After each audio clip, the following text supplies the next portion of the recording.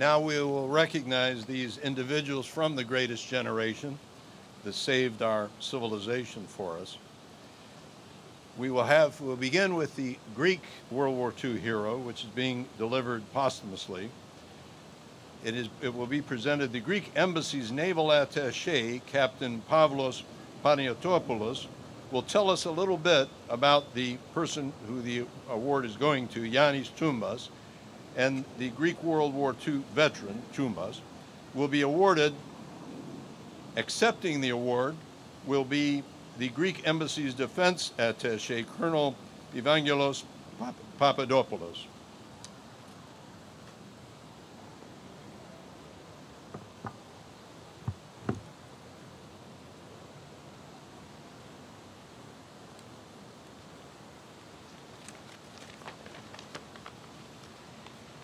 Distinguished guests, ladies and gentlemen, it's an honor to be here in this wonderful Washington, D.C. Second World War Memorial, kindly invited by the Orchidea Foundation to provide you an introduction to one of the most heroic figures of the Hellenic naval history, Admiral Ioannis Toumbas.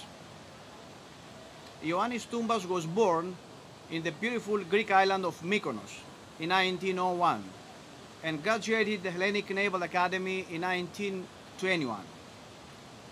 Toumbas, as Admiral Stavridis and Mr. Kinos said us before, Toumbas had heartily embraced the quote of the winner of the historic sea battle of Salamis, Athenian Admiral Themistocles, quote, "We have territorial entity and sovereignty when we have ships at sea," unquote. That's why right after the occupation of his homeland Greece by Germans and Italians in 1941, Toumbas would flee to the Allied Navy base Alexandria, Egypt, to join the Hellenic fleet that kept fighting the Nazis across the seas along with the Allied naval forces.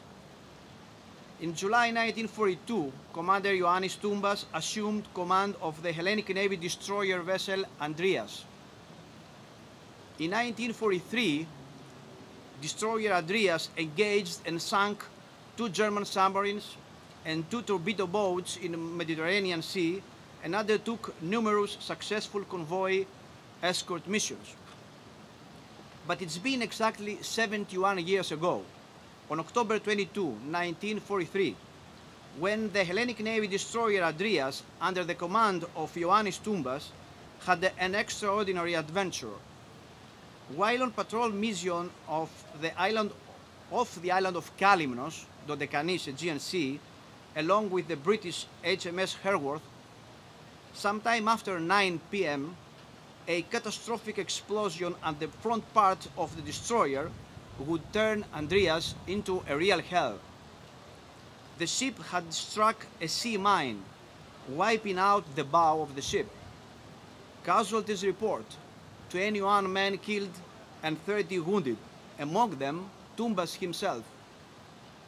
Right after the explosion, Andreas, with her bow lost, started tilting dangerously.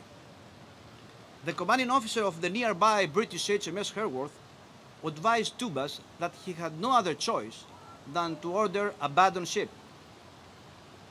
Wounded Toumbas, unwilling to abandon his ship, would be determined to try to save her. But in an ironic twist of fate, HMS Herworth, while coming to Andreas' rescue, would also hit a mine and sink, taking almost right away 143 men with her. In this dire situation, Toumbas showed unparalleled perseverance and professionalism. He would order Andreas' crew first to take immediately all necessary action to contain flooding and keep the ship watertight. Second, take care of the dead and wounded. And third, proceed in rescuing the sailors of HMS Herworth. Andreas' crew fought valiantly and eventually had shortly the ship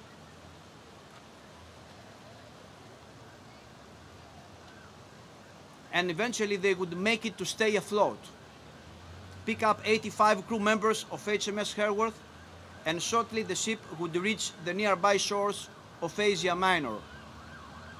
After some minor makeshift repairs, Commander Toumbas decided to sail from Asia Minor all the way to Alexandria Navy Base, a distance of 730 nautical miles. Despite ships missing bow and the constant threat of German bombers, Toumbas would manage to reach Alexandria in December 6, 1943. As Adrias was sailing in the Navy base, heavily injured, without her bow, would be given an enthusiast hero's welcome by the crews of British and Greek fleet for their perseverance and incredible feat. Following the liberation of Greece, Ioannis Toumbas served as a naval attaché in Washington, D.C., while also promoted to Admiral, assuming duties of Chief of the Hellenic Fleet. After retirement, he became actively involved in Greek politics, serving his country as secretary in several departments and member of parliament. He died in Athens in 1995.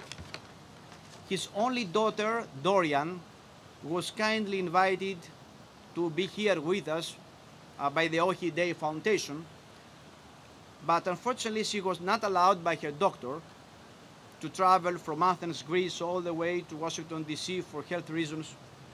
However, she sent us a letter. Colonel Papadopoulos, our defense attaché, is going to read this letter for us. Thank you.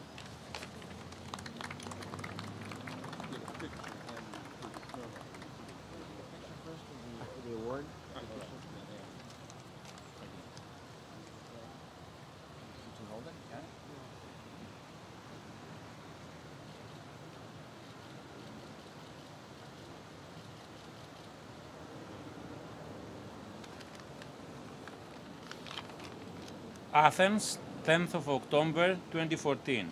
Dear Mr. Andy and Mike Manatos, honored WWII Foundation, honored guests, I am deeply honored by your invitation to be part of this celebration at this memorable and historic day for Greece.